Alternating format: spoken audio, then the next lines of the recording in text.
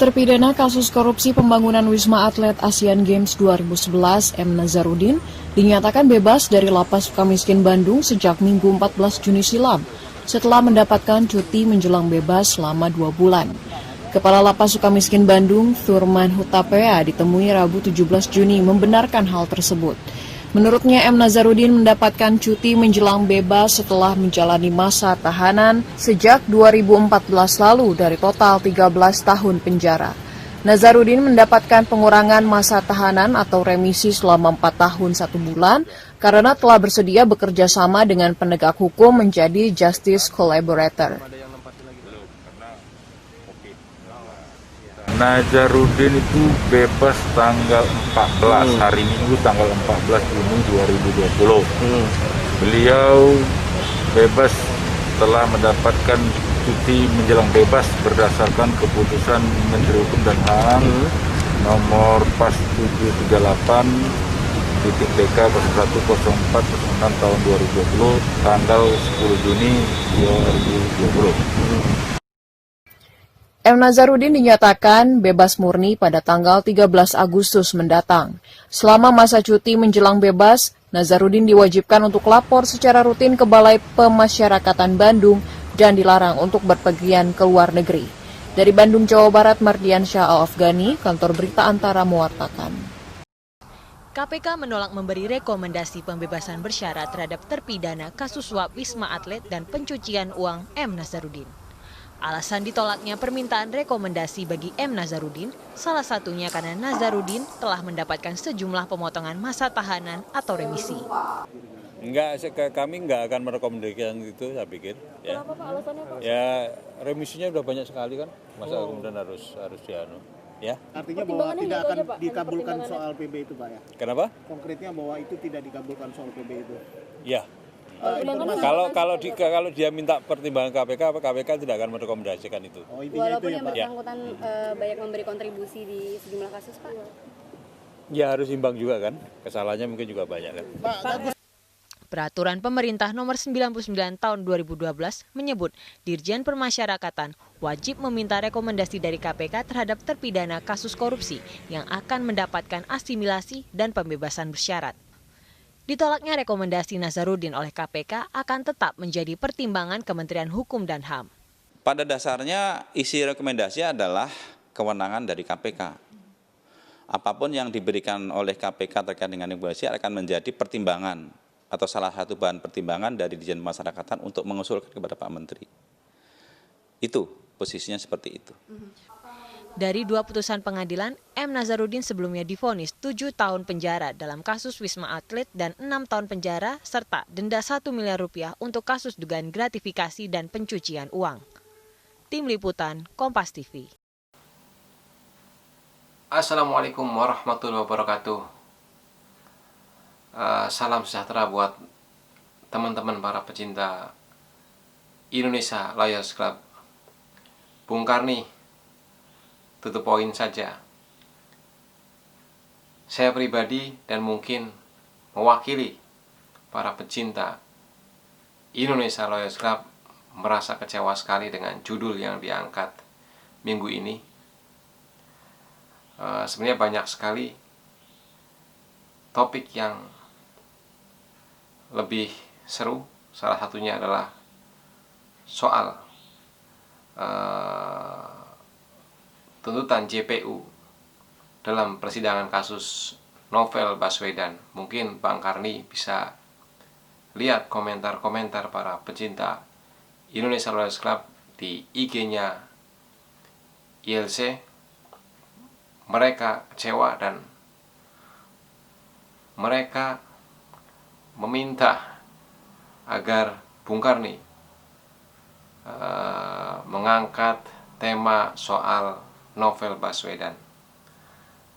Tapi okelah, itu adalah hak daripada Bung Karni sebagai host, sebagai produser. Kami para pecinta Indonesia Lions Club meskipun kurang semangat akan tetap setia menonton ILC tanggal 23 Juni 2020 di TV One jam 8 malam sampai dengan selesai. Tema hari ini adalah Nazarudin kok sudah bebas. Ya. Seperti yang kita tahu, Nazarudin adalah orang yang telah mengembarkan Indonesia di tahun 2011 sampai dengan 2013. Jadi dulu waktu zaman Jakarta Lawyers Club sudah diangkat berkali-kali tema tentang Nazarudin. Jadi ketika dia masuk membuat heboh seluruh Indonesia, dan sekarang keluar pun dia bikin sensasi. Bung Karni mohon agar bisa diundang beberapa tokoh di ILC Selasa 23 Juni 2020.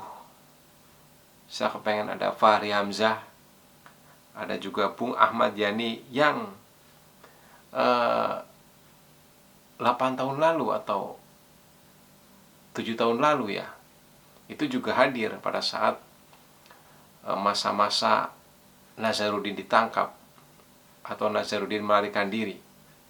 Ruhut Sitompul diundang juga, mungkin juga dari perwakilan Partai Demokrat, karena memang Nazarudin adalah ex atau mantan bendahara umum Partai Demokrat. Selain itu ada juga kami rakyat kepengen sekali mendengar penjelasan dari Kementerian Kemenkumham. Kenapa Nazarudin bisa bebas secepat ini? Padahal seharusnya menurut hitungan dia itu bebas di tahun 2024 atau 2025. Tapi kenapa dia bebas lebih awal, 4 tahun lebih awal? Apakah dia memang benar mempunyai status sebagai justice kolaborator atau whistleblower? Nah, itu yang perlu dijelaskan oleh